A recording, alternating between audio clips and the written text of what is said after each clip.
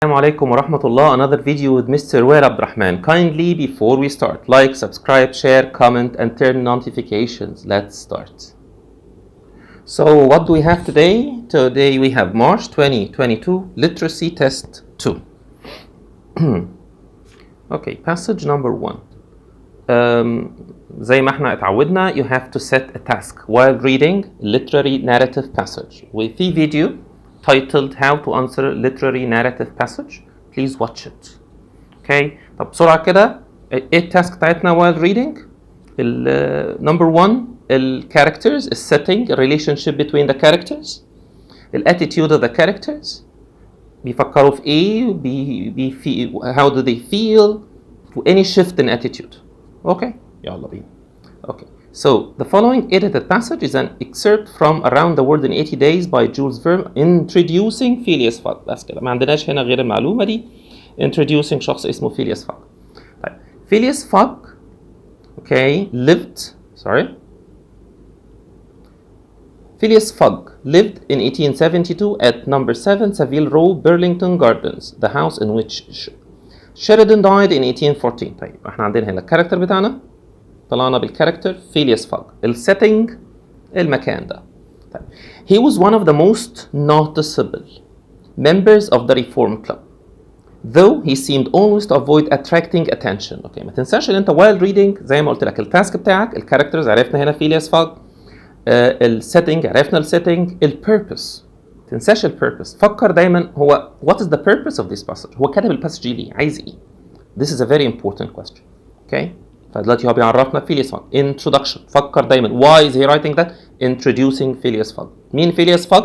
The most noticeable member of the Reform Club. هو عضو في نادي اسمه Reform Club. An enigmatic personage, يعني mysterious person, about whom little was known except that he was polished man of the world. يعني شخص decent. يبقى كل ده characters about him, إن هو شخص mysterious. تاني, why is he writing that? Introducing Phileas Fogg, member of the Reform Club, enigmatic, mysterious person, little is known about him. Okay, people said he resembled Byron, at least his head was Byronic. Certainly an Englishman. It was more doubtful whether Phileas Fogg was Londoner. يبقى it was doubtful whether, يعني ايه؟ يعني هو Englishman, لكن احنا شاكين هل هو Londoner؟ يعني بيعمل زي الناس بتوع لندن؟ He was never seen. يعني هنا بيقول لك ليه هو مش شايفينه ان هو he was not a Londoner. He was never seen on change, nor at the bank, nor in the counting rooms of the city. No ships ever came into London docks of which he was the owner. ما كانش بيروح الأماكن دي. Usually a Londoner they go to these places. هو مش بيروح الحتة دي. So they doubted. يا ترى هو Londoner؟ هو قال فوق ان هو mysterious. He had no public employment. He had never been entered at any inn of court either at the Temple of Lincoln's Inn or Gray's Inn, nor had his voice ever resounded in the Court of Chancery or the Exchequer or the Queen's Bench. كل دي أماكن هو ما كانش بيروحها, المفروض إن هو يروحها as a Londoner يعني. زي إحنا كده Alexandria مثلاً, you have to go to the beach. Someone who doesn't go to the beach يعني. I doubt إن هو Alexandria. Or the ecclesiastical courts اللي هي بتاعت الchurch. He certainly was not a manufacturer, nor was he a merchant or a gentleman farmer. His name was strange to the scientific and learned societies, and he never was known to take part in the sage deliberations of the royal institution. Sage deliberation يعني زي discussions, wise discussions, مش بيتشاف خالص في الأماكن. كل ده just description للplaces اللي he doesn't go to. ما علينا. He belonged in fact to none of the numerous societies which swarm يعني which crowded the English capital, from harmonic to that of the etymologists. مش بيروح الأماكن دي خالص. Phileas Fogg was a member of the Reform, and that was all. So احنا عرفنا عنه ان هو mysterious. يعني he goes to the Reform Club. The way in which he got admission to the exclusive club was simple enough. Admission يعني how did he enter this club? ازاي دخل النادي ده, نادي Reform Club. Okay. He was recommended by Barings. حد recommended him. Barings. ممكن it's a company maybe, with whom he had an open credit. يعني كان في credit money بيدفع لهم فلوس. His checks were regularly paid aside from the account current, which was always such. So he paid his money regularly. So they recommended him to the Reform Club. Was Phileas Fogg rich? كل ده احنا لسه هو one character. No, ما فيش حاجة خالص. Only description, كلها descriptive. about his personage, شخصيته. Was he rich? Undoubtedly. Yes, he was rich. But those who knew him best could not imagine how he had made his fortune. And Mr. Fogg was the last person to whom to apply for the information. Whenever he knew that money was needed for a noble, useful, or benevolent purpose, like kind purpose, he supplied it quietly and sometimes anonymously, yani nameless. And he was just a generous person who gave money to the needed, sometimes without mentioning his name. He was, in short, the least communicative of men. He talked very little and seemed all the more mysterious of his taciturn manner. هادي جدا. His daily habits were quite open to observation, but whatever he did was so exactly the same thing that he had always done before. Okay, regular routine, بيعمل نفس الروتين كل يوم. That the wits of the curious were fairly puzzled. Had he traveled? Another question. It was likely, for no one seemed to know the world more familiarly. So he is a man who traveled. Yes, because he knows the world. Nobody knows the world better than him. The world is so familiar to him. There was no spot so secluded that he didn't appear to have an intimate acquaintance with it. So he knows every place in the earth. Okay, he often corrected, with a few clear words, the thousand conjectures advanced by the members of the club as to lost and unheard of travelers, pointing out the true probabilities and seeming as if gifted with a sort of second sight. So often did events justify the predictions. He must have traveled everywhere, at least in the spirit, yes. It was at least certain that Phileas Fogg had not absented himself from London for many years. He was in London. Most of his time he was in London. Those who were honored by better acquaintance with him than the rest declared that nobody could pretend to have ever seen him anywhere else. He was always in London. His sole pastimes, so like many pastimes, were reading the papers and playing whist. He was member of the Reform Club. He plays the whist. يلعب game. It's a whist. وكان بيقرا papers. Mr. Fogg played, not to win, but for the sake of playing. He likes to play. The game was, in his eye, a contest, a struggle with difficulty, yet emotionless, unwearying struggle, congenial to his tastes. Okay, this is how he played, like friendly. Phileas Fogg was not known to have either a wife or children. He's not married. كل دي معلومات خليك فاكر. Why am I reading this? This is a very important question. Why am I reading this? معلومات كلها معلومات. Which may happen to the most honest people. Either relatives or near friends, which is certainly more unusual. He lived alone in his house in Savile Row, whither none penetrated. يعني محدش كان بيروح له. A single domestic suffice means enough to serve him. Just a single domestic. One single servant is enough. He breakfasted and dined at the club at hours mathematically fixed. راجل organized جدا. Okay. نفس التوقيت كل يوم. In the same room, same table, never taking his meals with other members, much less bringing a guest with him, and went home at exactly midnight, only to retire at once to bed. He never used a cozy chambers, which the Reform provides for its favorite members. He passed 10 hours out of 24 in Savile Row, either in sleeping. كل ده بقى معلومات عنه. Okay, just كلها معلومات على Phileas Fogg. Okay, nothing else. Okay, طيب نيجي بقى ندخل يلا في ال questions. Okay, question number 1. The main purpose of the passage is to. On the main purpose احنا الباسج دي كتبت لي. خليه في الآخر. دايما خلي الجنرال at the end. فكروني don't forget the question. طيب number 2. Phileas Fogg's experience and knowledge of the world is most similar to a question without evidence. طيب يعني his experience and knowledge to the world is similar to من اللي انت قريته ده. Okay, a student who has read many geography books. Okay, I don't think يعني مش geography بس. Okay, a simple man who has never left London. Okay, that piece of information was mentioned. بس هو بيتكلم على ايه؟ على ال experience with knowledge. Okay, no. A young woman thirsty for adventure. Okay, a traveler who has gone to every country in the world. So what do you think? He has never left London. Yes, بس أنا بتكلم على knowledge والexperience. اتقال كتير إن هو he traveled, he knows everywhere. So definitely he's like a traveler who has gone to every country in the world. Okay? Number 3. Which of the following is true of Phileas Fogg's character? Okay, question with evidence. 3 and 4 are paired together. طيب ايه بقى في شخصية فيلياس فوج؟ Simple in his knowledge of the world, generous, الادجectives مهمة جدا, with money, timid and shy, especially around people, quiet and standoffish, like unfriendly when confronted. لما بيتواجه بيبقى unfriendly, عنيف. Okay, تعال نشوف evidence. Let's see evidence number 1 from 4 to 7. ايه اللي نعرفه على شخصية فيلياس فوج. اوكي نشيل بقى كل الكلام ده كده. اوكي 4. He was one of the most noticeable members of the Reform Club, though he seemed always to avoid attracting attention. Nothing, only information. ما بيحبش يجذب الانتباه. Nothing. طب من 25 ل 27, second evidence. He certainly was not a manufacturer, nor was he a merchant or a gentleman farmer. هو مش manufacturer, هو مش farmer. Nothing برضو about his character. طب 38 to 39.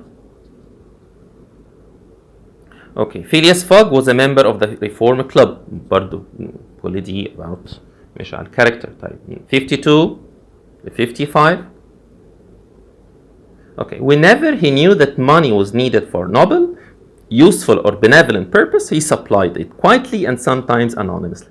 طيب يبقى ده نعرف عنه ايه؟ He's someone who gives money for the kind purpose. يبقى he's a generous. ما كانش بيقول اسمه. So he is a generous person. Definitely نشوف بقى في الانسرز كان في generous. Yes, we have be generous. He was generous with his money. Definitely. Okay, and the answer is D. Okay, number 5, vocabulary. Fortune. طيب wealth يعني ايه wealth? Riches, money, wealth, money, okay, or riches. Okay, luck, you know what's luck? Coincidence, like coincidentally, by accident. قابلت حد coincidence, صدفة. Condition. Okay, طيب نشوف كده بيقول ايه 49. Fortune. Okay.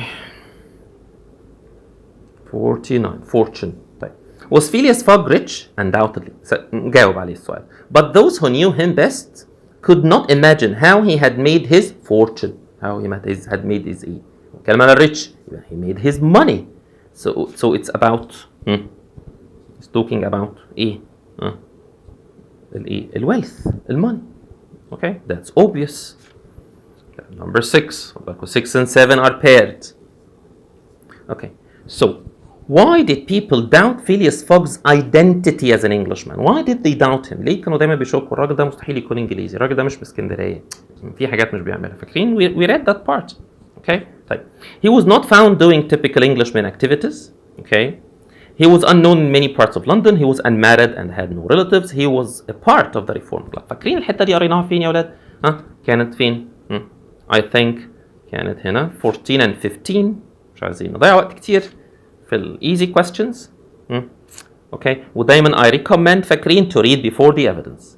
Read before the evidence. يعني evidence من line 14. ما تقراش من 14 لو سمحت. Read before. Before, what did he say? Certainly an Englishman.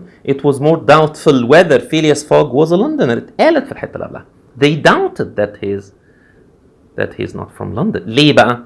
he was never seen on وبقى قاعد يقول الأماكن دي كلها. ما كانش بيروح الأماكن دي. Like a Londoner. So it's about his activities. مش بيعمل نفس activities like Englishmen. He's not doing just like all Englishmen did. So he was not found doing typical Englishman activities. Okay, so that's definitely 6A, and 7 we got B. Okay, question 8, vocabulary again. So penetrated. Type penetrated, pierced, you know, pierced like penetrate, to penetrate حاجة. Okay, pierce your ears. فاكرين بنعمل piercing للears بتاعتنا من penetrated. Okay, طبعا understood معروفة, entered معروفة, pervade like spreads. Okay, and pierced like penetrate. So خد بالك penetrate بمعنى like افتكرها دايما بالpiercing بتاع ears.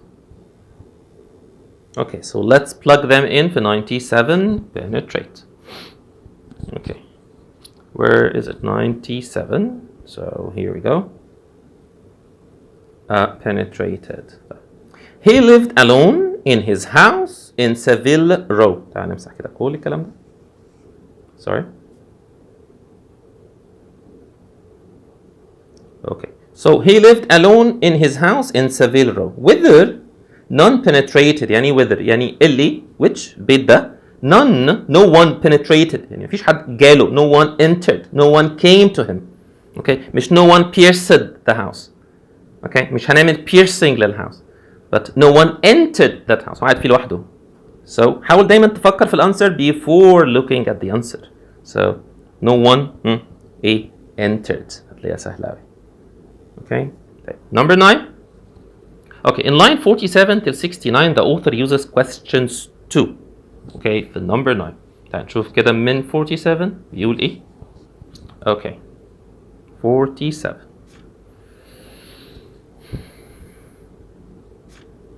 Okay. So was Phileas Fogg rich؟ بعدين قال هنا إيه undoubtedly. جت سأل سؤال تاني هنا في 60. Had he traveled? It was likely. طب بيحاول يعمل ايه؟ Had he traveled? He's asking. Had he traveled? ها؟ الانسر yes definitely. طب تعال كده نشوف الاجابات بتاعته. Elicit a response from the reader. هو عايز الريدر يجاوب. احنا we don't know Phileas Fogg عشان نجاوب. Okay. طب engage the reader's attention. Yes. You know when I ask you a question. Was he is he rich? هتقف كده. انا عايز اكمل قرايه to know. Is he rich? Yes. فengage the reader in reader's attention. It could be test the reader's knowledge. We know nothing about Phileas Fogg عشان يختبرنا. Okay, make a sarcastic remark. This is not a sarcastic remark. He's giving us true facts about Phileas Fogg. So number 9 is B. Engage the reader. Okay, number 10. The tone of the passage is best described at فاكرين كان في فيديو موجود عندكم. Please watch it. How to identify the tone of the passage. Okay. How to identify the tone of the passage. Please watch it. Okay. يعني ايه التون؟ يعني the author's attitude. الauthor attitude ايه ناحية Phileas Fogg ناحية اللي هو بيحكيه؟ Judgmental يعني he judges Phileas Fogg ولا هو بيدينا معلومات only informative. Phileas Fogg went to the Reform Club. He was a mysterious person. So that's not judgmental. ما حكمش عليه. Condescending like belittling someone. يعني انت بتتعالى انت بتبص من فوق كده طبعا يعني the author is not condescending خالص يعني او obnoxious يعني unpleasant. طب subjective فاكرين subjective عكسها objective. Objective just giving the facts. Okay, true facts, matter of fact. طب هو كان في subjectivity and emotionally driven؟ ما كانش في أي subjectivity. The author didn't give his opinion. ما كانش في opinion للauthor خالص. Only facts about Phileas Fogg. So the answer is D. Okay, now to the second passage. Okay, the second passage. Okay, I'm gonna tell you how I tackle this passage. Actually, you don't have to read all these passages. You don't have to read it. Just scan for the broad ideas. Skip the details. خلاص. I'm gonna show you أنا إزاي أنا يعني I tackle the passage. Honestly. يعني. Okay. بص. البلور. The following passage is taken from Liardo's Map of the World. عرفت إن هي عن واحد اسمه Liardo Map of the World.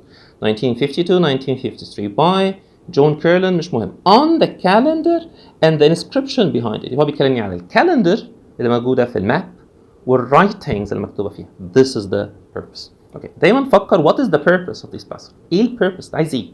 Okay. Keep tracking بقى. Keep tracking البيربس. هل حصل shift في البيربس ولا هو بيتكلم في نفس البوينت؟ Okay. Let's read the first paragraph. بيقول ايه؟ The calendars encircling Liardo's three maps constitute exceptional addition. Okay. Good. يبقى الكالندرز. Okay. عندي calendar. Sorry. عندي map. Like map بسيطة جدا اهي. Okay. Like دي الفكرة. Okay. Map of the world. Okay. وفي circles بقى. Calendars حواليها. Circles. Okay. والmap go. So the calendars encircling Liardo's three maps constitute exceptional addition. حلو. Of these calendars, the one on the society's map is the most interesting. واحدة من الكالندرز دول هي أكتر واحدة interesting. Okay. The inscription in the panel below the circles, in part, sorry. The inscription in the panel below the circles, in part, an explanation of the calendar. Okay, the non-essential is على طول somewhat awkwardly phrased in the Venetian dialect of the 15th century. كلمني على calendar. Okay, details. Okay, but although it lacks the beginning of each line, the meaning is fairly clear. Description برضو للكلام اللي موجود على calendar. Especially when certain of the missing lines are reconstructed from the corresponding inscription on the map in listens. اوكي تمام، ناقصه بعض بدايتها مش موجوده، ممكن نكملها من ماب تاني. طب ما زلت بتوصف لي الكالندرز. اوكي in the first two lines يبقى انت بتتكلم في نفس البوينت. the cartographer اللي هو الراجل the man who made this map is called cartographer makes an excursion in the realm of theology. theology اللي هو religion realm kingdom دخل في عالم الاديان. description. اوكي بعدين this passage يبقى هو لسه بيتكلم في نفس البوينت. actually this is what I didn't read. this passage is followed by a description للpassage details. I wouldn't read it. okay جاء في الباراجراف اللي وراه the astronomical details are followed in the third paragraph. description برضه لسه انت بتديني details في نفس البوينت. كل ده انا عارف بيتكلم في الكالندر. اي تغيير اي shift notice it. okay so the astronomical details are followed in the third paragraph by the explanation of the calendar. لسه في الكالندر. اوكي بعدين بعيني ده letter skimming بسرعه كده بعينيك. بعدين بيقول هنا ايه the letter consists of 8 concentric circles. بدأ يوصف لي في السيركلز. الباراجراف the second circle بيكلمني الباراجراف ده عن السكند circle. كفايه عليه كده. اوكي الباراجراف the third and fourth and sixth circles. الباراجراف 6 والفورث والسixth circle. اوكي الباراجراف the seventh circle. Okay, I wouldn't read. This is actually what I did على فكرة. Honestly, I didn't read this passage. You can do it. Try it. The 8th and 9th circle. Details كلها. طيب خش بقى الكويستشن شوف انت عايز ايه. Okay. ال primary purpose. Oh yes. فكروني ان انا I forgot فاكرين question number 1 قلت لك ال primary purpose of the passage. We have to go back. خلص بس دي الاول. Okay, so let's leave the purpose till the end. قلت لكم don't forget. I forgot. Okay, anyway. Okay, question 12. The overall structure of the passage is best described. Okay, also we can leave this till the end. طيب. As used in line. Question 13. Stand vocabulary. تعال نشوف كده المعاني. Endure. يعني endure. يعني bear. I can't endure the heat. I can't stand the heat. طيب apply. You apply something means you just use it. Erect means to fix something. Exist. To be. I exist. أنا أكون. طيب line 20. Let's see line 20. Stand.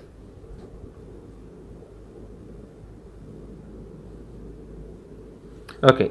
This passage is followed by a statement that the map shows how the land and the island stand in relation to the seas. Okay. طيب stand in relation. How the land and island are in relation to the seas. حاول تجربها. How they are in relation. يبقى which one is the best? They exist. Okay, question 14. Which of the following is not mentioned? Question اللي هو exclusive في ال EST. Okay, question اللي not mentioned حاجة من الاثنين. يا evidence or without evidence. I think this one is with evidence. طيب. Okay, تعال نشوف كده ايه اللي ما اتقالش في الباسج دي. Okay. Okay, so let's see. تعال نعمل حاجة ظريفة قوي. Okay, so the first evidence عندي من line 4 till 14 بيقول ايه في line 4. Okay, the inscription in the panel below the circles imparts an explanation of the calendar, the non-essential, okay, is somewhat awkwardly phrased in the Venetian dialect of the 15th century, okay, اتكتبت فين في 15th century, but although it lacks the beginning of each line, the meaning is fairly clear, especially when certain of the missing lines are reconstructed from the corresponding inscription of the. طب هل المعلومة دي اتقالت هنا؟ Not mentioned. تعالى كده نشوف. يقول لك ايه؟ Sunday is the first day of the week. Not this one. The message in the panel was written centuries ago. It was mentioned. ما هو قال 15th century. This is the 15th century. So it is not B. طب تعالى كده نشوف ال second evidence من 15 ل 17. Okay. 15 ل 17. Okay, in the first two lines, the cartographer makes an excursion to the realm of theology. أول سطرين كتب عن religion, theology. طيب دي ملاحظين انتي اتقالت فين؟ Okay, the message in the panel was written century ago. خلاص we deleted this one. طيب تعال نشوف كده دي the beginning of the inscription alludes يعني refers to religion. Yes, it alludes to theology. So it is not D. Okay, طب تعال نشوف the next one. Okay, the second circle shows the names of of the months beginning with March, which was officially reckoned the first months of the year in the Republic of Venice until as late as 1779. طب ما ده اللي موجود فين؟ اللي هي في C. The second circle on the map represent the months of the year. That actually he said it. It was mentioned. طيب نشوف آخر واحدة اللي من 71. قال إيه في 71؟ اوكي ممكن نقرا قبلها بشويه مثلا من هنا 71 exactly. The seventh circle gives the dominical or Sunday. عامل هنا comma Sunday comma. ده non-essential. بيعرفك معنى كلمة dominical. يعني إيه dominical؟ يعني Sunday. Dominical يعني Sunday. So the seventh circle gives Sunday letters. مكتوب عليها Sunday. These are indicated opposite the days of the month. Fourth circle on which Sunday falls in the year designated by the 7 first letters of the alphabet. هو قال Sunday. بس بص بقى هنا بقول لك Sunday في A is the first day of the week according to Liard's calendar. هو قال in Sunday is the first. He didn't mention that. هو قال in Sunday is written بس ما قالش this is the first day of the calendar. ما اتقالش. So this was not mentioned. Sunday was mentioned, but Sunday is the first day. That's not mentioned. So that question is super easy and you can spot it so easily. Just match. So for number 14 it's A, and for number 15 it's D. Okay, question 16. Okay, so for question 16, in line 24 the author uses the quotation marks. طب احنا بنستخدم quotation marks في ايه يا ولاد؟ خليكم فاكرين. Quotation marks we can use it for direct speech, just for a direct speech. When I say he said, comma, I teach English. طيب ده number one. Number two, emphasis. انت ممكن تحط quotation لأي حاجة كده to emphasize الحتة دي مهمة بتسبورت الفكرة بتاعتك في you just emphasize it. أو ironic، حاجة ironic. بقول لك ايه؟ بتذاكر ما شاء الله عليك وانت you're watching TV. بتذاكر are you studying وحط لك quotation mark. That's ironic. بس يعني mostly طبعا يعني this is mostly uses or most common uses بتاعت الquotation. طب تعالى كده نشوف في 24 ونقرا قبلها بشويه بيقول ايه. اوكي let's see 25. اوكي ممكن نقرا من قبلها بشويه. so 25 من بدايتها. اوكي طيب هو من اولها the passage is followed by a statement that the map shows how the land and island stand in relation. بيوصف بقى to the seas. ممكن تقرا من قبلها يعني احنا we didn't read a lot فيو have to read from the beginning of the paragraph. مش هتخسر حاجه بقى. Okay, how the many provinces and mountains and principal rivers are distributed on the land. Then on the asserted authority of Macrobius. جاب لي اسم واحد بعدين قال ايه بقى عليه؟ حطه في quotation. مين الراجل ده؟ a very excellent astrologer and geometrician. Figures are given for the dimension of the earth and the various heavenly bodies. هل ده يعتبر ironic؟ No. هل ده direct statement؟ لا. ده بتemphasize مين ماكروبيوس ده؟ a very excellent geometrician. راجل شاطر جدا يعني. يبقى حط quotation ليه؟ That's obvious to support the evidence.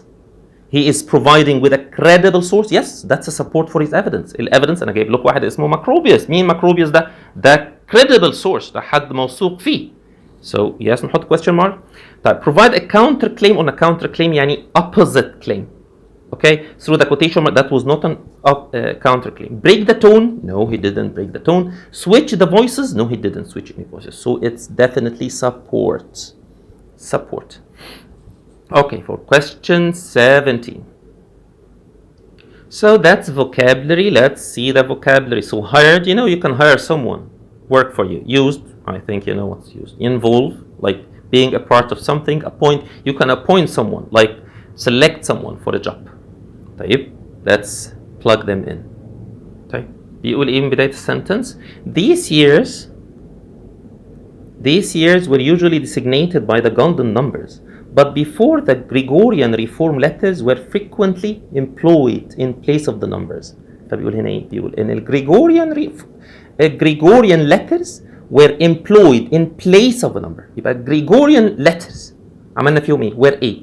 used in place of the number. So we use the letter. Actually, we use a letter. We don't appoint a letter. Okay? We don't hire a letter. And we don't involve a letter. We actually simply use a letter. so used. 17. Okay, 18. Okay, so 18. Which of the following can be inferred from the passage? Infer like guess, but you guess something with evidence. ده الفرق بين infer و guess. لازم يكون عندك دليل على ال inferring على ال guessing ده. طيب, that's question 18 and 19. Paired, كويس قوي. Liardo's calendar was the first of its kind. Liardo's calendar was heavily based in religion. All circles are alike. The last two circles are the most important. طب هنشوف ال evidence. Let's see. Okay, the first one. 2, 2, 4. Okay, قرانا كتير قوي 2 to 4 ده. Okay. Okay, 2, 2, 4. So, كنا نقرا من أولها كده. The calendars answering Liardo's three maps constitute exceptional additions. Of these calendars, the one of the Society's map is the most interesting. ما قالش حاجة. قال إن أهم واحدة فيهم هي Society's map. Nothing. Okay, the second one, 32, 36. So, 32, 36. 32. ممكن نقرا برضو من قبلها. The astronomical details are followed in the third paragraph by the explanation of the calendar. The latter consists of 8 concentric, latter الأخيرة, the last one, calendar, yeah, consists of 8 concentric circles, of which the innermost gives the dates of religious holidays for 95 years from April كذا كذا كذا كذا. طب انت ايه؟ انت بتقول لي هنا ايه؟ بتقول لي ان هي مليانة مواعيد او dates عن religious holidays. يبقى it is based on ايه؟ وفوق كان بيقول لك theology. يبقى I think this is the evidence in ايه؟ in this map is based on ايه؟ on religion. جابت لهم الأعياد بتاعت all the dates بتاعت الأعياد هناك. Okay, so it's B, 18 B, and 19 also B. Okay. The next one. Okay, so according to the graphic, سؤال graph بقى. Which of Leonardo's predictions was the most accurate? طب تعال نشوف كده. Leonardo. نفهم كده الجراف بيقول ايه؟ اوكي. تحت بيقول لك ايه؟ Time of the new moon. ده time. امتى النيو مون بيظهر يعني؟ ده لياردو's time وده الاكتشوال تايم. ده دلوقتي احنا دلوقتي حاليا. في ايام لياردو بقى، لياردو في 1453 كان بيقول النيو مون بيظهر امتى؟ في ديسمبر ذا 1st. طب والحقيقه بقى دلوقتي باستخدام بقى الانسترومنتس بتاعتنا والساتلايتس اتس نوفمبر ذا 30. مين في دول بقى اكتر حاجه اكيوريت؟ لاحظ كده. ابريل هنا نيو مون في 55 كان في ابريل ذا 16th. الاكتشوال ابريل ذا 17th. في فرق يوم كامل يعني. هنا المون بيظهر يوم 16، هنا بيظهر 17. مش اكيوريت. طب في 56 ابريل ذا 6 هنا ابريل ذا 5 يوم كامل. طب في 61 جانوري ذا 11 جانوري ذا 11. 1968 فبراير 23 في ايه ده؟ طب ايه الفرق بينهم؟ ده حسبها بالظبط اكزاكتلي. طب ايه الفرق؟ بص بقى هنا 21 اور يعني ايه؟ يعني لايك 9 o'clock الساعه 9. طب في الاكشوال 8:44 يعني غلط في ربع ساعه only quarter of an hour. طيب هنا اكتر، هنا 14 يعني الساعه 2، هنا الساعه 10. So I think this is the most accurate one. Okay, يا رب تكونوا فهمتوا الجراف. It's not that difficult يعني. So 20 هتبقى C. Okay, the organization of the passage. طبعا في برضو في فيديو موجود عندكم. Please watch it. How the passage is organized.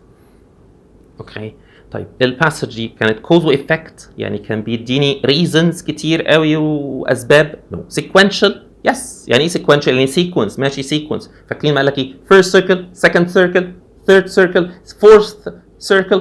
ده سميه sequential. ماشي بسيكونس 1 2 3 4. ده sequence. طيب compare و contrast. He didn't compare anything. Chronological order like ماشي dates 1992 حصل كذا 1994 حصل كذا. No. Okay. It's sequential. Please watch this video about the organization of the passage. Okay, let's go to the next passage. So, how are we going to tackle this passage? The same as we did in the last passage. Okay, don't read everything. Just scan, and skip. This passage is from special reports on diseases. مهمة الحتة دي. Diseases on the horse by blah blah blah on conformation. The second passage is taken from diseases of the horse's foot. Okay, by كذا كذا on the disease, on a disease. Okay, فلاحظ هنا في البلurb it's very important انه هنا passage 1 diseases في passage 1 it's about one disease وكله على horse's foot بس يعني ده مهم قوي. notice الblur very important في ال EST في معلومات مهمة بيقولها. اوكي هنقراها ازاي؟ بنفس الطريقة. شوف paragraph 1. اوكي passage 1. A large percentage of horses have feet which are not perfect in conformation. الشيب بتاعها مش مظبوط الرجلين.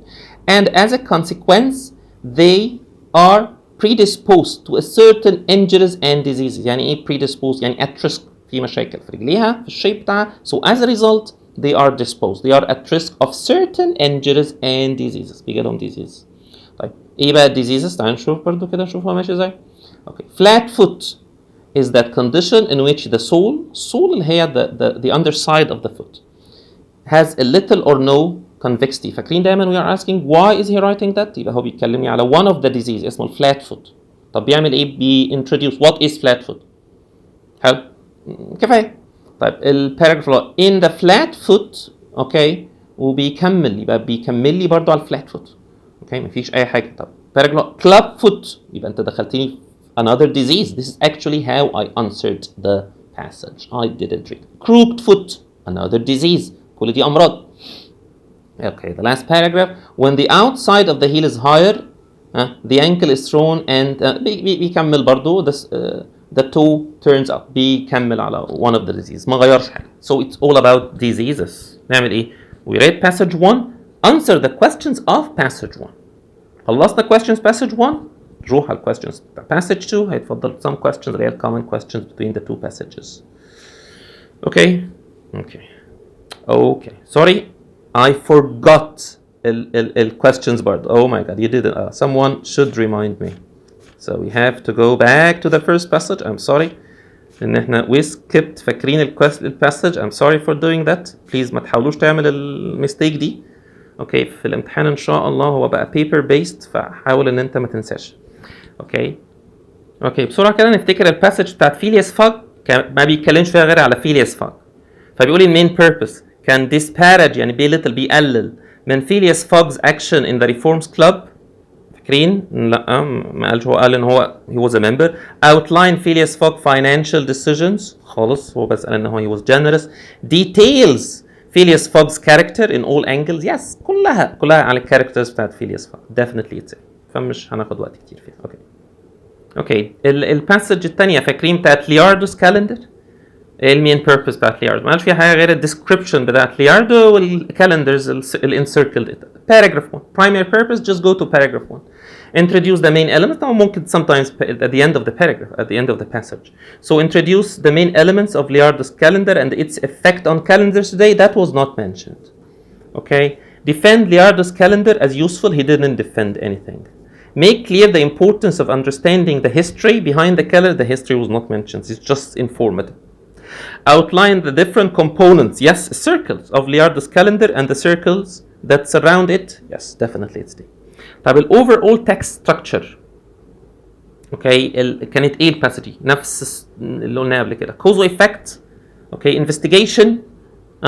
Is he investigating anything here or no? Argumentative, informative. think كده يعني argumentative يعني does the author يعني have a claim defending this claim with evidence. فده argumentative بحاول اقنعك بفكره فبجيب evidence. ولا informative first فيها كذا والsecond circle فيها كذا. it's all about informative. Okay, so for question 22, it's paired with question 23, question with evidence. Beauty. According to passage 1, which of the following does the author claim to be true? Okay, let's read them quickly. Animals raised on marshy soils are known to eventually get flat-foot. Most horses are prone to like liable to, at risk of. So most horses are at risk of specific illness and physical damage. The weight of the animal is irrelevant to the disease it may cause. A horse with flat foot cannot be cured. طب هنشوف الإيفيدنس ونحاول نعمل matching. A من 1 ل 5. Okay. So, a large percentage of horses have feet which are not perfect in conformation. حلو مش large percentage يعني most horses مالهم عندهم مشاكل في الفيت بتاعتهم. and as a consequence, as a result, they are specially predisposed to certain injuries and disease. مش شايفين ده ان احنا قرينا ده قبل كده؟ We read this here. لما قال هنا ايه؟ Most horses are prone to specific illness and physical damage. Exactly. Most horses, لما قال ايه؟ A large percentage of horses. ما قالش all horses. A large percentage of horses عندهم مشاكل. So من غير ما نكمل. So definitely it's 22B. Okay, with 23 it's A. طيب. 24 passage 1 and passage 2. 25 passage 2. 27 passage 2 وراها. طيب passage 2 كل ده passage 2. طيب 32 passage 1. Which of the following is an effect of clubfoot according to the passage question without evidence. فاكرين شفنا فين clubfoot؟ اتقالت فين clubfoot؟ تعالى ناخد دي كده. So this is the paragraph about clubfoot. بيقول يبقى نقرا الباراجراف. Clubfoot is a term. Sorry. Clubfoot is a term applied to such feet as have the walls set nearly perpendicular. When this condition is present, the heels are high, the fetlock joint is thrown forward, or the knuckles, and the weight of the animal is received on the toes. The weight of the animals is received on the toes. طب شوف كده حاجة احنا قلناها من هنا. شوف بقى كده بيقول ايه. The animal في A, the animal received bruises on the sole. عنده bruises في رجله. Tendons may suffer. The inside of the toe will affect the joints of the horse's leg. ولا the animal's weight shifts the front of the foot. ما هو قالها اهو. The weight of the animal is received to the toes. بس بدنا نقول toes قال ايه؟ The front of the foot. That's it. So this is how you can tackle these kinds of questions. So it is 32 هتبقى D. طيب بقية questions passage passage 2. كده نشوف passage 2 بسرعة. Okay.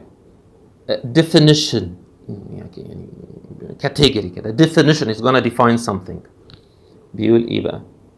In veterinary surgery, the term corn is used to indicate the changes following upon a bruise to the portion of the sensitive sole between the wall and the bar. يبقى بيعرفني على ال disease. فاكرين في البلور كان disease اللي هو اسمه corn.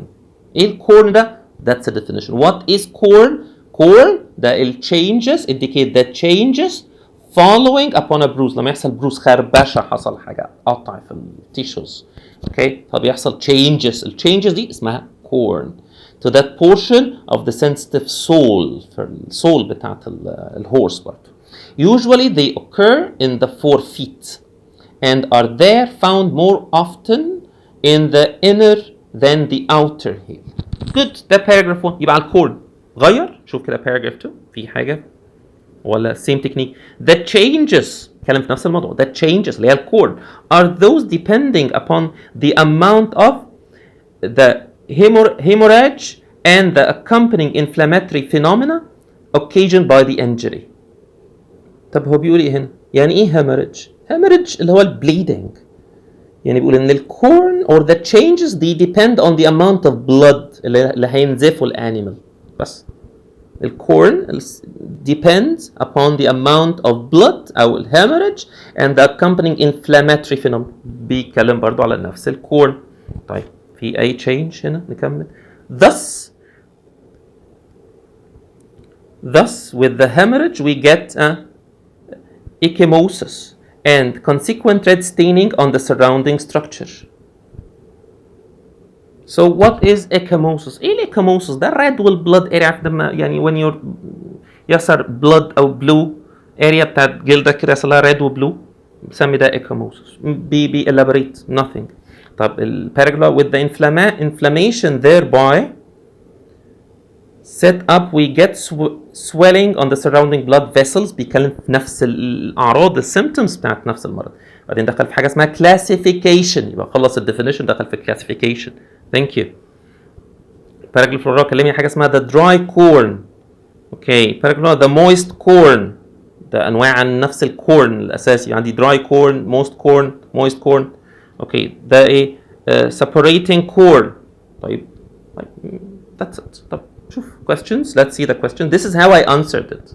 Okay. Just scan بعينيك كده dry corn. ممكن بعينيك امشي بعينك كده just skim through the lines. ايه الموضوع؟ وذاتس ات على كده. Okay. Let's see. The first question for passage 2, I think question 24 ولا passage 1 and 2. Okay. تعال نشوف passage 1 and 2. Okay. ممكن نبدأ بيه. يعني I recommend the questions اللي هي paired اللي هي connection to passage you can answer it at the end. بس يلا تعال نحلها دلوقتي. بيقول لك ايه؟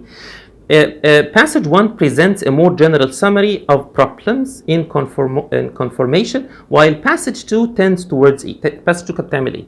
Narrative like structure? Was he narrating? No. Was that a simple outline ولا كان بيدخل في التفاصيل وهامرج وتفاصيل؟ No. A detailed anecdote, you know, an anecdote is a story. It's a story. Mainly personal, often personal. No, it's not detailed. بالelimination, it's a scientific study. Okay, طيب. Which of the following is not mentioned in the passage? Question ده كان without citation, so leave it till the end. هياخد منك وقت ان انت you didn't read the passage جدا قوي, ف just leave it till the end. Okay, question 26. Okay, vocabulary in line 4, certain. تعال نشوف كده certain اتقالت فين. طبعا confident, you know what's confident? يعني sure of something. Effective like useful or successful. Okay, particular يعني حاجة محددة distinct. Inevitable يعني حاجة will happen, definitely will happen. Okay, that's inevitable. حاجة sure will happen. طيب قال ايه بقى في 26. Okay, 4 line 4 certain injuries. Certain injuries. So a large percentage of horses have feet which are not perfect in conformation. And as a consequence, they are specially predisposed to certain. رجليك هتبقى predisposed لcertain. All injuries ولا certain injuries? Certain diseases. أمراض معينة. يبقى ايه؟ Particular injuries. Special diseases. مش أي مرض. So حاول تجيبها في دماغك before you see the answers. اللي هي هتبقى عندي number. I'm sorry. Where is it? Okay, question 26. Particular طبعا. Definitely. Particular diseases and particular injuries. Okay, 27 and 28. Question with evidence. So it can be most reasonably inferred from the first two paragraphs of passage 2 that corn. ايه اللي حصل للcorn في the first two paragraphs? Alters يعني changes. Based on how much blood has escaped from the ruptured blood vessel. Ruptured يعني cut متجرحة. And the co-occurring infections. Okay, يبقى الكورن ده بيديبند على كمية البلد اللي طالعة من الفيسل اللي اتقطعت. Don't you think ان احنا قرينا الحتة دي somewhere? Okay. Occurs most often outside the feet, refers to a bruised mark on the animal, causes discoloration in the flank. طيب احنا قرينا الحتة دي فين؟ خلينا كده نروح بسرعة. اوكي في 28. اوكي في C. اوكي line 80. قال ايه في line 80؟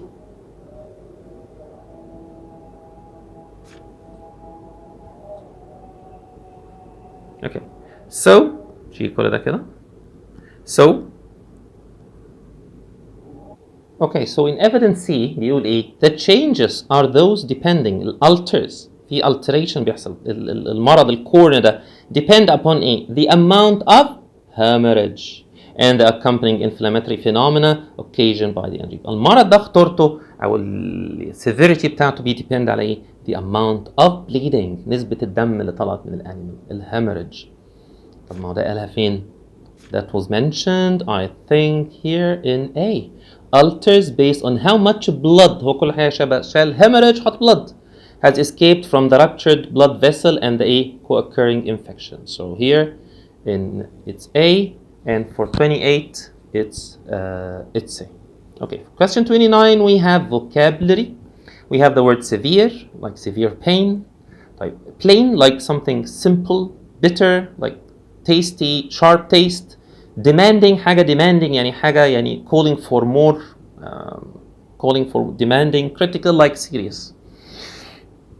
Okay, طيب بيقول ايه بقى في line 98. Let's see 98. Okay, severe. In a severe case, the inflammation is complicated by the presence of pus. Severe case, حالة خطيرة. Severe case. Serious case, ولا plain case, ولا demanding case. I think it's critical, serious case. Okay, 30. No evidence. So in 30, it can be inferred that the passage is most likely written from the point of view. تفتكروا مين اللي كتب ده؟ هورس بريدر عنده كمية المعلومات دي passage too? No. A farmer يعني أكيد. Researcher students? No. I think that's a veterinarian. That's a vet. حد متخصص فاهم هو بيقول إيه وبيكتب بالديتيلز. Okay. 31. Passage 2 can best be described as. Okay. A refutation. يعني refute a claim like disprove the ideas on Flatfoot mentioned in passage 2. I don't think so. In passage 2 more كان بيتكلم على club مرض club هناك كان بيتكلم على كذا disease. A more in-depth understanding of a specific disease. Yes. Briefly mentioned in passage 1. Yes. A documentation of the same diseases explained in passage 2. No. Only one disease. An outline of a disease separate from those mentioned in passage 1. No, it was mentioned in passage 1. So definitely 31 is B. Okay? طيب question 25 نحله ازاي بسرعة يا ولاد؟ يعني we didn't read that much. نعمل ايه؟ skimming بسرعة. هو بيقول لك ايه؟ ايه اللي ما اتقالش without evidence. Pus causes the case of inflammation in worsen. روح دور شوف اتقالت فين. Pus just go skim بسرعة. خلي عندك الskimming skill تبقى سريعة. Go. The blood remains are the only indication of dry corn. روح دور على dry corn. Moist corn. روح دور على moist corn. Separating corn. روح دور على separating. بسرعة. اعمل ده بسرعة. حاول تدرب نفسك على question 25. Okay. Do it quickly. في الآخر هتلاقي إن الأنسر إيه. A اللي not mentioned. تلاقي إن A mentioned, B mentioned, C mentioned, D is not mentioned. Okay. Go and check it. حاول تجرب التكنيك ده. Okay. وإن شاء الله you can do it. Okay. Let's go to the next passage. Okay, the fourth passage. Okay, زي ما عملنا هناك, the same technique. The following edited passage is taken from sign language among North American Indians. Sign language اللي هي لغة الإشارة. The sign for language for the deaf. Okay. On the origins of sign language. يبقى أنا عرفت هيتكلم على origin بتاع sign language. How did it started? طيب. نقرأ كده بسرعة نشوف بيقول إيه. In observing the maxim that nothing can be thoroughly understood unless its beginning is unknown, it becomes necessary to examine into the origin of sign language through its connection with that of oral speech. طبعا sentence number 1 تبقى مهمة جدا. It's so crucial ان انتوا to understand the first part. بيقول لك ايه؟ فاكرين maxim قلنا اللي هو was saying, like a saying. In observing the maxim, في maxim بيقول ايه؟ في wise saying بتقول ان in observing the maxim that nothing can be thoroughly understood unless its beginning it's known. يعني to know anything, to understand anything, you should understand its beginning. عايز تفهم حاجة افهم ازاي بدأت. ده الماكسيم. دخل في موضوعه بقى. هو عايز يعمل ايه؟ It becomes necessary to examine the origin of sign language. عشان انا بصدق في الماكسيم ده ان احنا to understand anything we should understand its beginning. يبقى to understand a sign language احنا محتاجين نفهم الساين language لغة الإشارة. نعمل ايه بقى؟ through we have to examine the origin of sign language through its connection with the oral speech. علاقة الساين language باللغة بتاعتنا اللي هي الاورال speech. حلو قوي. يبقى احنا كده جبنا الايه؟ الفكرة الرئيسية بتاعتنا. In this examination, it is essential to be free from the vague popular impression that some oral language, okay, بعدين في non-essential على طول هنا, is natural to mankind. It will be admitted on reflection that all oral languages were at some past time far less serviceable to those using them than they are now. يعني زمان احنا لو فكرنا شويه كده هنقول ان الاورال لانجويج في الباست were less serviceable. كانتش تخدم الناس قوي زي ما بتخدمهم دلوقتي. And as each particular language has been thoroughly studied, it has become evident that it grew out of some other and less advanced form. The language be advanced من بعض. Okay. In the investigation of these old forms, it has been so difficult to ascertain. احنا نأكد صعب قوي ان احنا to ascertain ايه بقى؟ How any of them first became a useful instrument of intercommunication that many conflicting theories on this subject have been advocated. في theories كتيرة جدا بتسبورت الفكرة دي. Okay, so this is paragraph. So it's all about knowing the origin of sign language. So we have to study oral language. Paragraph 2. oral language دخلني في الاورال بقى عشان يفهم الساين language لازم يدرس الاورال. الموتو كان بيقول كده. Oral language consists of variations and mutations of vocal sounds produced as signs of thought and emotion. حلو بيعرفني يعني oral sounds. حلو. But it is not enough that those signs should be available as the vehicle of the producer's own thought. مش كفايه بس ان انت يبقى عندك الساينز دي ولكن they must be also efficient for communication of such thoughts to others. اوكي يبقى this paragraph بتقول لي فيه بتعرفني الاورال language and how it is communicated and how it is efficient. We must use it. We use the oral language to communicate your thoughts. انت بتستخدم اللغه عشان تعبر عن افكارك. صح كده؟ طيب. النكست paragraph بيقول ايه؟ ممكن طبعا we can skip it يعني في الامتحان ممكن just skim through the lines بسرعه كده لو عمل shift في اي حاجه. Okay, the point must be debated. Okay, so the point must be debated for centuries has been but non-essential. Not whether sorry, the point most debated for centuries has been. ايه البوينت اللي فيها debate فيها خلاف بين الناس بيتناقشوا فيها discussion. Not whether there was any primitive oral language but what the language was. مش مختلفين ان whether كان في primitive كان في لغه primitive بدائيه بسيطه simple ولكن what was that language. Okay, so they are trying هنا to investigate type. We can skim through that بسرعه كده وبعدين في اي حاجه. تعال نشوف last paragraph conclusion بقى. The discussion is now however varied. طبعا now دي كلمه مهمه قوي. now يبقى ده recent ده اللي بيفكروا فيه دلوقتي. in the past كان بيقول ايه و now بيقول ايه. فكر دايما now the keyword. The discussion is now varied by suggested possibility that man at some time may have existed without oral language. في man فترة من الفترات ما كانش فيه oral language. It is conceded by some writers that mental images or representations can be formed without connection with sounds and may at least serve for thought though not for expression. كان بيستخدموا some mental images. Okay, طيب. It is certain that concepts however formed, okay, ده non-essential. It is certain that concepts على طول can be expressed by other means than sound. You can express your ideas مش لازم بالoral sound ولكن one mode of this expression is by gesture اللي هي الايه بقى اللي هي sign language. Okay, طيب. اوكي يبقى هو رجع تاني للساين لانجوج. احنا كده فاهمين يعني we're doing great. تعال نشوف كده question 33 بيقول ايه. Which of the following does the author claim to be true of the language? Question be evidence. Okay. Sorry. Okay. In the past there was an important link made between speech and thought. It is known how language became an essential element of communication. Language is an innate. كلمة innate يعني inborn حاجة اتولدت بيها. Phenomenon. Vocal sounds are not sufficient enough to be carrier of the language. طيب. This is 33. طب تعالى كده نشوف احنا شفنا الحتة دي ممكن نبدأ بمين. تعالى عشان to save time let's see question. تعالى نشوف مثلا 31 ل 33 بيقول فيها ايه.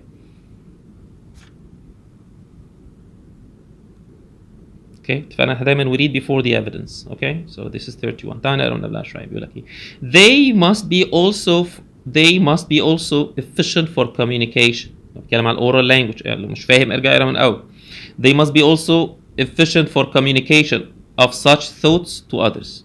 It has been generally held that thought was not possible without oral language, and that as man supposed to have possessed from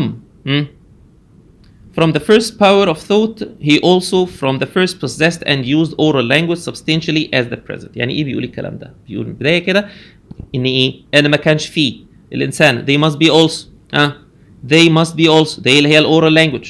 اوكي والساوندز بتاعته الساوند اللي هو قالها they must be also efficient for the احنا بنستخدمها عشان الكوميونيكيشن بتاعت الثوتس. يعني ما فيش thoughts without ايه؟ without sound. مش هتعرف تعبر عن الثوتس بتاعتك من غير ما تتكلم. ده اللي هم بيقولوه هنا.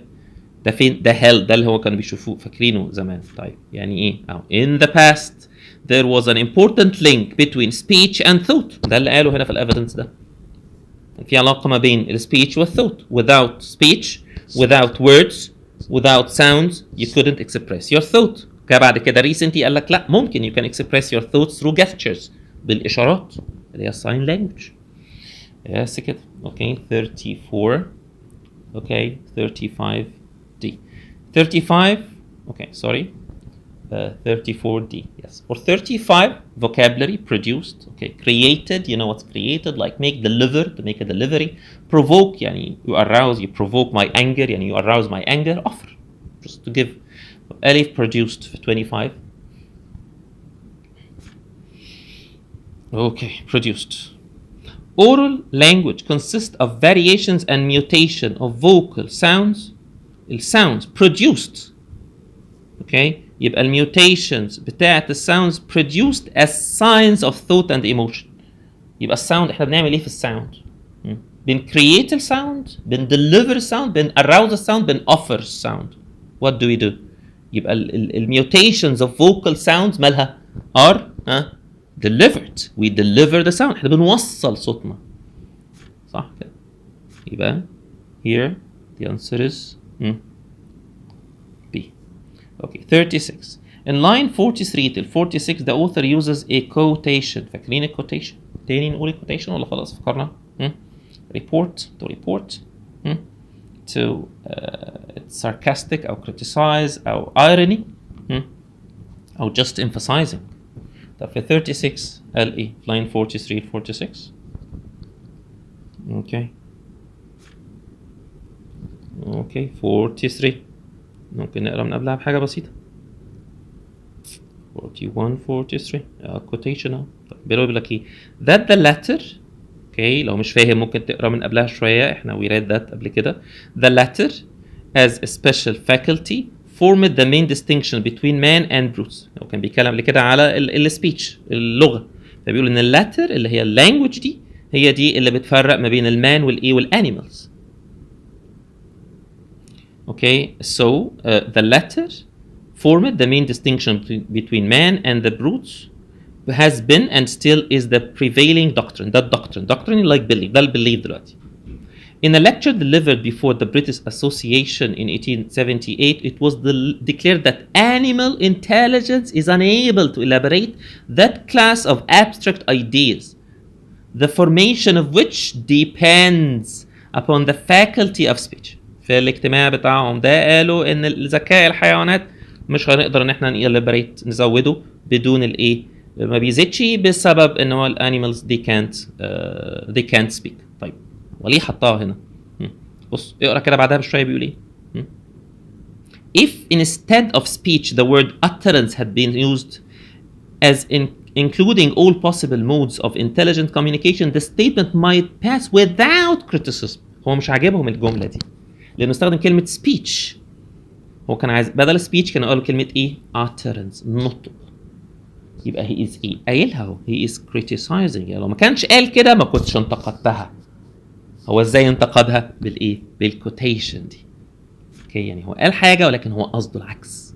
فاكرين الايه؟ ironic and sarcastic اللي هي criticize ولا support ولا interpret ولا bring light. طبعا من غير تفكير it's A. Okay. 37. Okay 37 لاحظ ان this question is with evidence. سؤال بالايفيدنس 2 parts. طيب عشان ما نضيعش وقت let's see هو بيقول ايه في 37. So how do past theories of language differ from recent discussion? Recently now. هما زمان كانوا بيقولوا ايه ودلوقتي بيقولوا ايه؟ ايه الاختلاف ما بين الثيريز في اللانجوج زمان والrecent discussions؟ فبيقول هنا ايه؟ Recent discussions focus on the possibility that oral language was not always the defining human characteristic. Recent بيقول ان language مش human characteristic. يعني مش it's not a characteristic. يعني هو he developed it. مع الوقت he developed it. Recent discussions outline the primitive tongue and which it may have been. Recent discussions state that images do not suffice. يعني not enough. Recent discussions point out from gestures. طيب ممكن نشوف كده evidence عشان ايه يعني for time. Let's see 98 قال ايه في 98 quickly.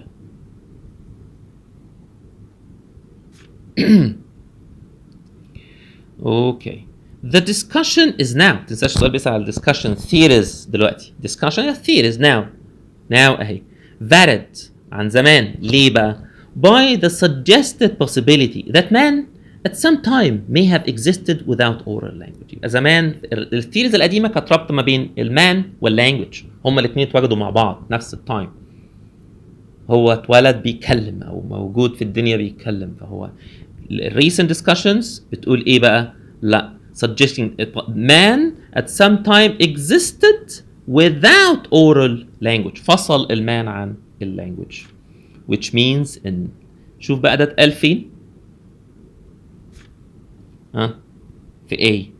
بص قال ايه في A؟ recent discussions focus on the possibility that oral language was not always defining، مش لازم مرتبطة مع الهيومن characteristic. اوكي طيب 38 خلاص قلنا 38 بقت that's B. Okay 39 vocabulary faculty. So what is a faculty? You know what's department? You know I think you know aptitude. I think هي دي ممكن تكون جديدة. Aptitude like ability. قدرتك على الحاجة. So let's read it in line 38. Okay, you leave 38. Okay, 6, 7, 8.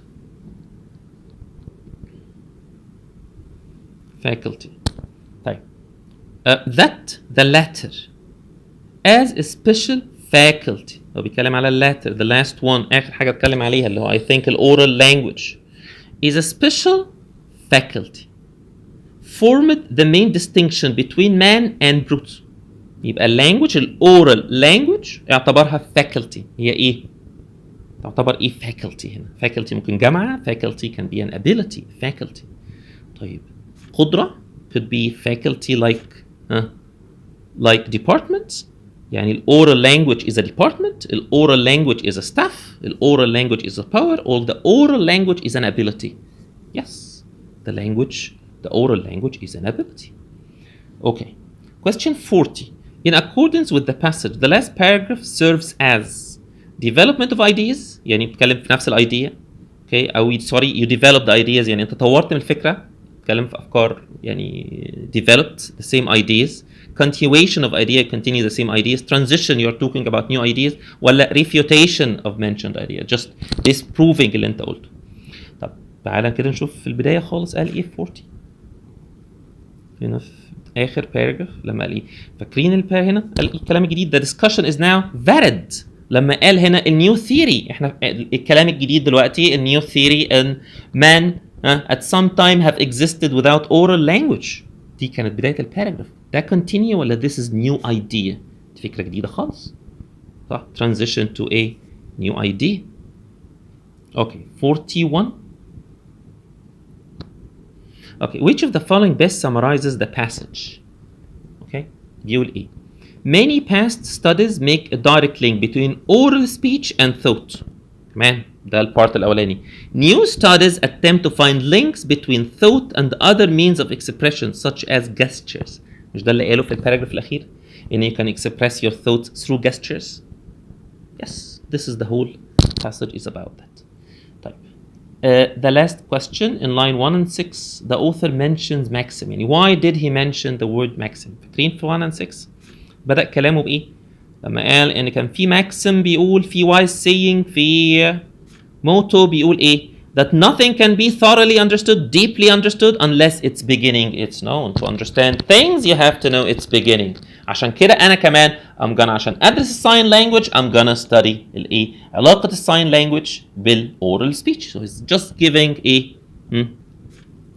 بيدي إيه بقى؟ تعال نشوف كده بيقول إيه؟ link oral speech to the origin of sign language. هو قال الماكسيم عشان يلينك to emulate like imitate those who have discussed sign language before him. ما جابش سيرة حد. Okay. Justify the introduction to sign language he present. Justify بيدي مبرر. أنا ليه I'm gonna study sign language. ليه I'm gonna study oral language. عشان to study oral language عشان to study sign language I have to study oral language. This is الموتو كان بيقول كده. الماكسيم كان بيقول كده. So this is a justification يدي مبرر نفسه. Try to do this technique. Why is the writer؟ حاول دايما جرب نفسك. Why is the writer مش what is the writer. What is the writer ده سهل. But why؟ ايه البيربس؟ ليه بيكتب الكلام ده؟ جرب كده حل passages كتير وان شاء الله هتكون you're gonna improve your reading skills. Okay, I'll stop here وان شاء الله the last passage هيتعمل لها فيديو لوحده. I hope you find this video beneficial. فيا رب كده تكونوا استفدتوا. فلو عجبكم الفيديو please like and share وسبسكرايب. Okay, thank you so much. Have a nice day. السلام عليكم ورحمة الله.